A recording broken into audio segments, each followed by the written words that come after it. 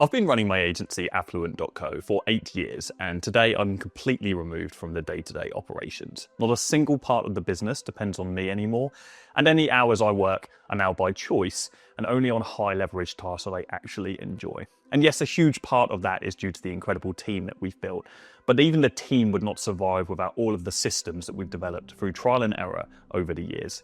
Now, the reason I'm making this video is I want to shortcut the learning curve that you have and help you scale your agency in the right way. And no, I don't want you to rush into automating everything, because any idiot can throw automation on top of bad processes. I want you to have the right foundation so you're ready to stop working in the business and instead start working on it. So in this video, I'm going to show you the exact 4-step systemization process that you can use so your business can run without you. Let's get into it. Now, before we talk about automation, AI, or workflows, we need to slow down for a second. Most people make the same mistake. They start by asking, what can I automate, before they've even worked out what actually runs their business. And every service business is built on a small number of core systems. And if those systems aren't clear, nothing you build on top of them will last. Automation doesn't fix broken foundations. It just amplifies them. If it doesn't work with you, it's not going to work without you. So let's look at the 2 core foundational systems that you need to be aware of. The first foundational system is client acquisition. Now, client acquisition is simply the process of turning someone who doesn't know you into a paying customer. And regardless of your niche, your offer, or your outreach channel, it always breaks down into these 3 parts: lead generation, outreach, and appointment setting. Now, this is the first system that you should ever focus on, because if client acquisition isn't predictable, then everything else in the business is going to be unstable, and you'll operate with these bursts of motivation where you spend a week outreaching, you get a new client, and then you stop selling for another 3 weeks until that burst of motivation comes along again. It's not sustainable. So how can we build this system instead? Now, I want to be very clear before I get into it. The tools I'm going to go through are not the system. They're just the implementation, the tactics. The system is the sequence of steps. The tools are simply what execute those steps. Now, of course, this will differ depending on the type of agency that you're running and the clients you're serving, but the foundations will remain the same. So starting with lead generation, you can use Clay.com and their AI feature called Claygen. And you can use that to build a list of thousands of prospects and hyper-personalize the outreach to those prospects. A prospect is just a potential customer. Now, to do the actual sending part, if we're using email, we can use tools like SmartLead or Instantly. Both of them integrate with Clay, so you don't even need to leave the platform. But if you're planning on doing direct messaging on social media instead, then you would still use Clay to get your leads, but you'd use a different tool to actually send your DMs, like Auto IG DM for Instagram, for instance. In fact, I'll leave a link in the description for various tools that I'm a fan of that I've used over the years that you guys can get set up with for various different platforms and outreach strategies. Now, the final part of client acquisition is appointment setting. It's turning the conversations that we've generated into booked calls, into sales calls. Now, this used to require hiring, training, and managing sales development reps unless we were doing it ourselves, which isn't sustainable. But today we use an AI appointment setter called Appointmise. Now, I'm transparent about this. I am a co-founder, but I only invested in it after it already replaced hours of manual work inside our agency. The system remained the same, though. The tool just removed the human bottleneck. So these are a few examples of many different tools that you can use to remove yourself from client acquisition in a business. And they are, of course, individual components that would make up a full system. And I'll come on to how you can connect this foundational system shortly. Now, once a client says yes, they move into the second foundational system, and that's service delivery. This is everything that happens after the sale. Now, at a high level, service delivery systems usually include onboarding, your strategy, and any assets required to launch that strategy. And if you're taking on a number of clients a month, these processes can become very time-consuming to manage. And people, again, become the bottleneck to you scaling. Now, think about whoever the person is who is responsible right now for these processes in your business. It might be you. It might be someone else. Let's say their name is Tom. Tom is our CMO in the agency. I want you to ask yourself a question. What would happen if your Tom had an emergency, which meant he was off for a week, and you had 2 new clients ready to onboard? Would you still be able to ensure the client got everything they paid for? Or would things start to crumble? Now, if that's a scary thought, you really need to build a better service delivery system. Something repeatable that removes as much human error as possible. And so I'm going to give you some examples of ways you can automate your service delivery right now. Now, the first part of this process is onboarding. which should be the same for every client you bring in. It's essentially copy and paste. Now, when a process is like this, it's easy to create an AI workflow to automate it using something like Go High Level, Make, or N8N, which is popular in a minute. But before we create the workflow itself, we have to document it step by step. And I'll come more onto that shortly. I'm going to give you a full process. Now, if you're watching this right now and you don't even have an onboarding process yet, I'll put a link in the description where I break down the exact one that we built in our 250K per month agency, and you can just copy that. Now, once we have onboarded the client, we have to build their initial strategy. Now, this used to take a lot of skill, and only an experienced team member could do it, which is why the founder often ended up doing it until they could no longer afford to. But now with AI, we can literally transfer the brain of the best strategist in the business into a custom GPT, which will serve as a second brain built with the sole purpose of building initial client strategies. Now, we create custom GPTs for every individual client that we sign up in the agency, and we use them to generate offer ideas, to write initial ad copies, to script entire video ads, and to even generate image and video creatives now.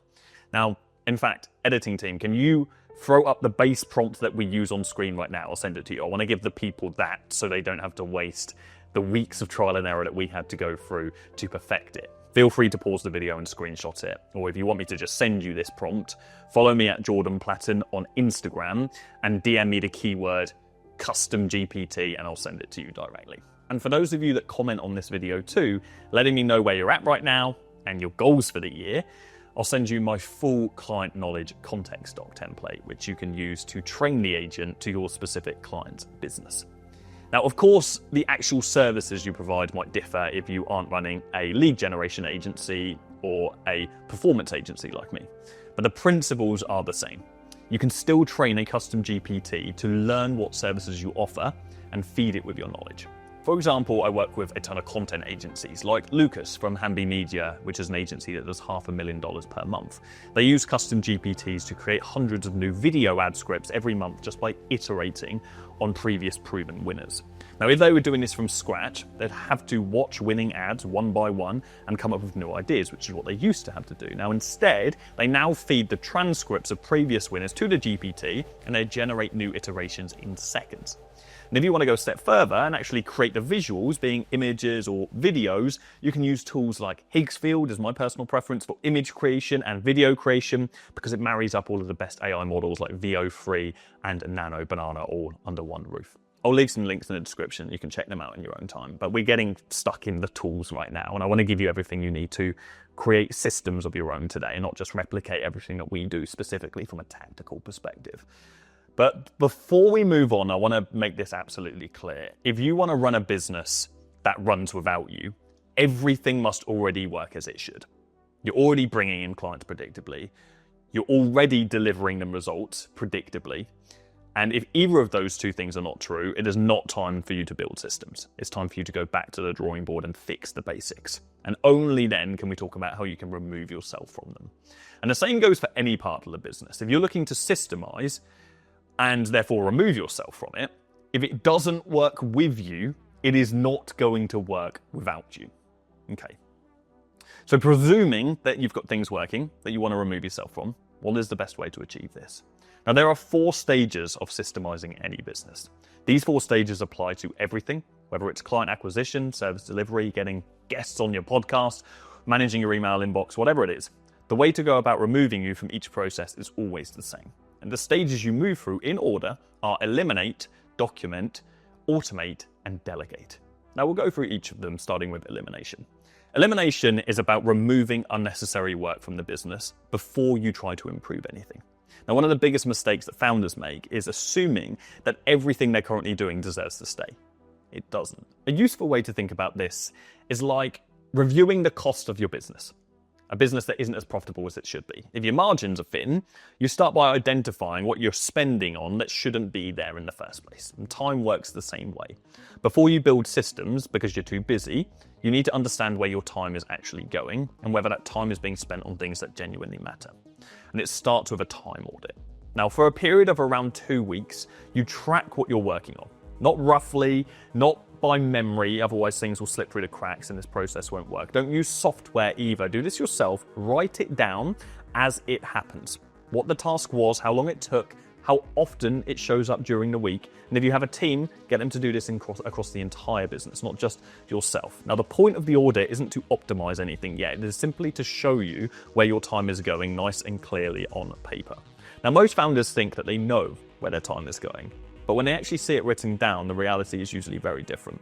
And once everything is mapped out, patterns become very obvious. You'll notice that most tasks fall into one of two categories. Number one, it actively pushes the business forward, or number two, it just keeps the wheels moving. Things like marketing, sales, and strategy, they contribute directly to growth. That's number one. Whereas things like admin, chasing team, re-explaining the same things, or fixing avoidable issues are maintenance. That's number two. Now, the problem is that most founders spend the majority of their week on maintenance, even though growth is what they actually want more of. So elimination is about correcting that imbalance. So at this stage, the question isn't whether something can be automated or delegated, the question is whether it needs to exist at all. For example, let's say you spend multiple hours a day on calls with your team, with no clear reason for doing so other than it's our schedule, we do it every week. That's objectively a waste of time. You should only be spending on calls with the team when there is a clear agenda for the meeting and it is absolutely necessary. Otherwise, this could easily save you a few hours a week in time and focus. Now, this is an oversimplified example, of course, but I'm certain that there are things that you are doing right now that don't make you money and don't keep the business moving forward. You could quit doing them tomorrow and the business would be exactly the same. So, scrap what needs scrapping. And when you're back in a place where time is only spent on what genuinely needs to exist, you're ready to move on to the next stage, documenting the processes. This is the part most people either overthink or avoid completely. They hear document your processes and they picture these long SOPs, weeks of writing things that no one's ever going to read or revisit. That's not what this is all about. Documentation is simply the act of getting what's in your head, out of your head, and into someone else's. Like your grandma handing down her treasured spaghetti bolognese recipe down to you.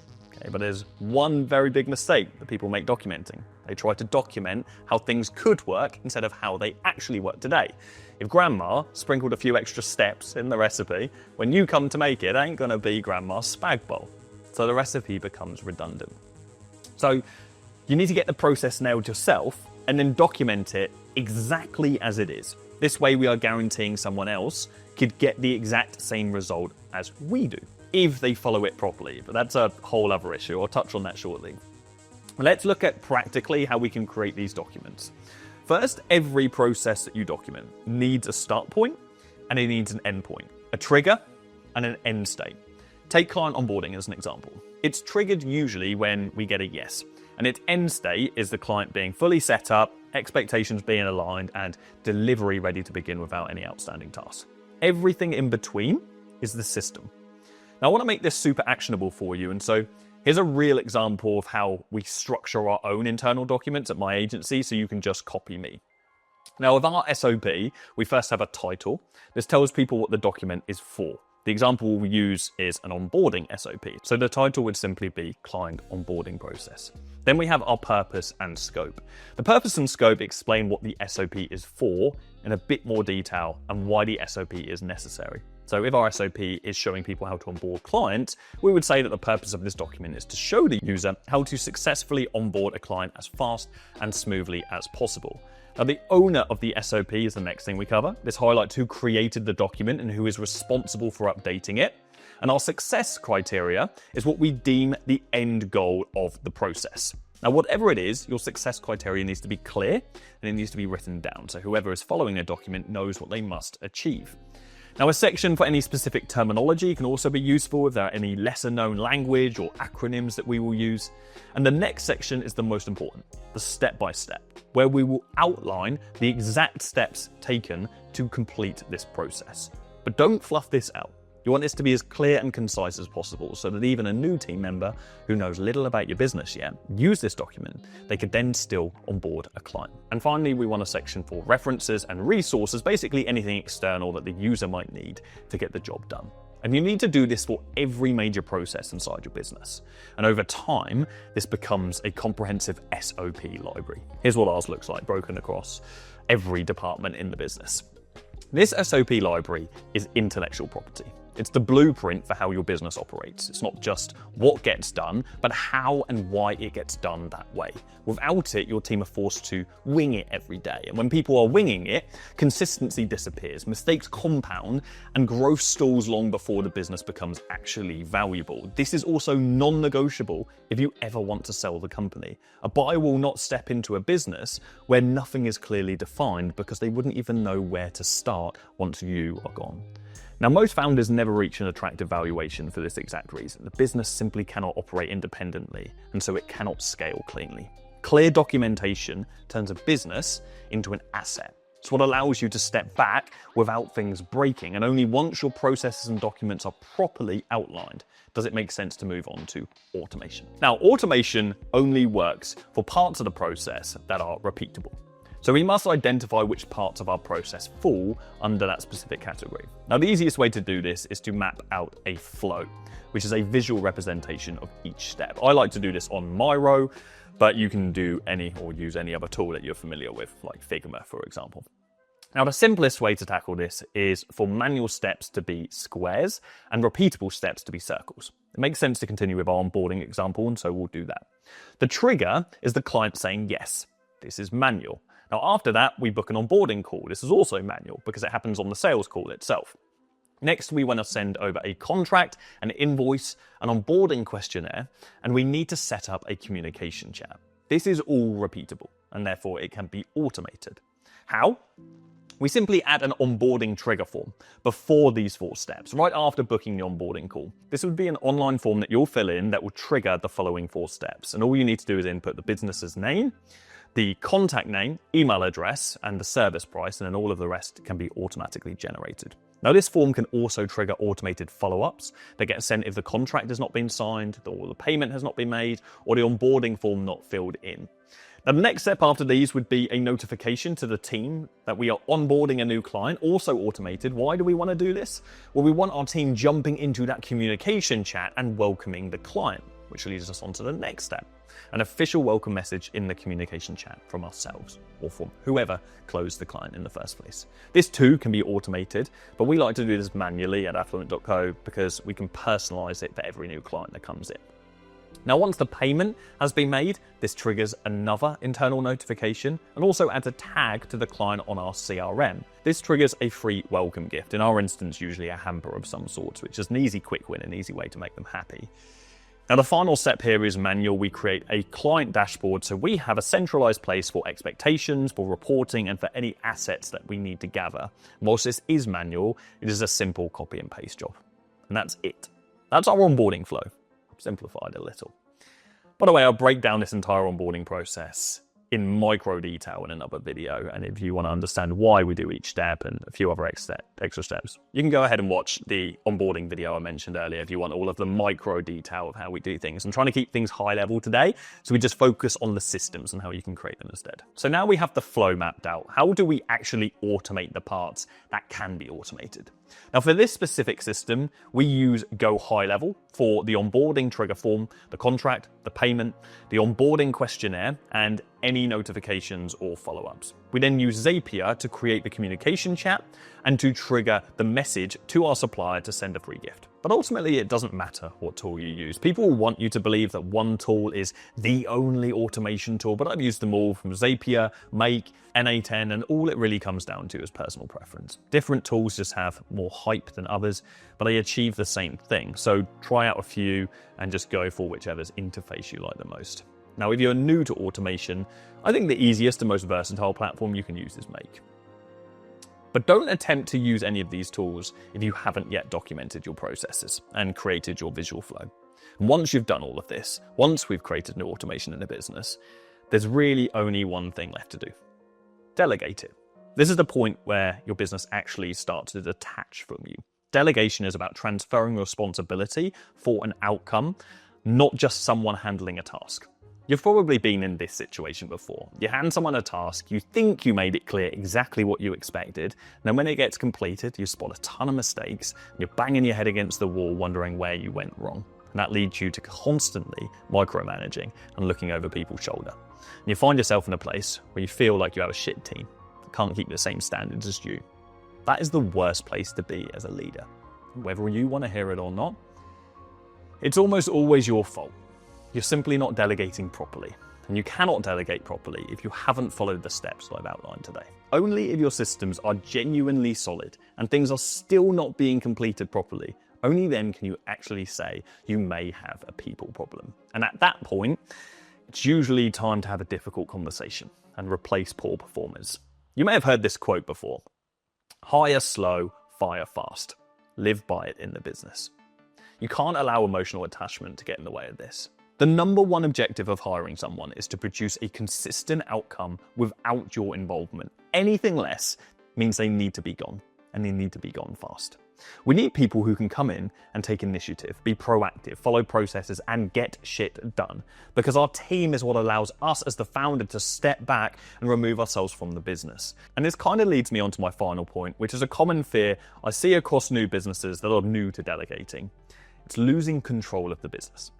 Because it's a new territory, and as the founder, you'll have a perfectionist mindset to everything, and it's hard to let go of what you've personally built. But delegation doesn't have to mean you lose control over the result. All it means is instead of doing the work, you can focus on reviewing the outcome of the work someone else did. And like anything, to begin, there is a learning curve to this process, of course, but over time, you'll get used to overseeing instead of doing. And the business will still be able to operate at a consistent standard when you're not available. Clients will still get the result they were promised, and problems will be solved without everything flowing back to you. At that point, the business is no longer dependent on your time. And that's the outcome this entire systemization process is designed to create. Anyway, if you want to learn more about specific systems that you can build in your business, watch the next video where I break down our full client acquisition system. Otherwise, subscribe for more, and I'll see you soon. Cheers.